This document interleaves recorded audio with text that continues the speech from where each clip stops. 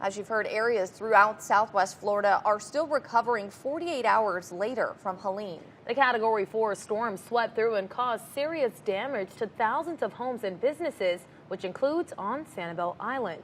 That's where we find Wink News reporter Ashley French live. Now, Ashley, you spoke to one family who was still trying to rebuild their home after Hurricane Ian.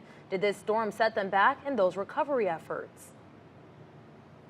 Annette and Taylor, sadly, yes. Noel and Casey did not expect to be here today surveying the damage left on their home from Helene. Now, some of the damage left was mostly water damage, where about 15 inches of water flooded their yard, making its way into their house. A few items were shifted around along with some leftover debris, but as you can see, there is still a lot of work to be done on their home from Hurricane Ian.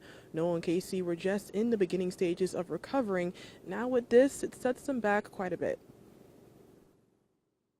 Right before Helene, we were thinking about, let's get the process going. Helene probably sets us back maybe a couple months, but it definitely doesn't set us back. We'll go forward. We just need to figure out what's the right thing to do in this case.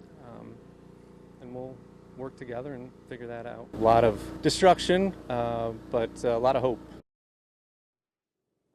Now, as they said, despite all the home repairs that need to be done, one thing that isn't damaged is their hope. And coming up later in our later shows at 10:11, I'll have more on their story and how they're not letting this stop them from lending a helping hand to their neighbors. On Sanibel Island, I'm Ashley French, Wink News.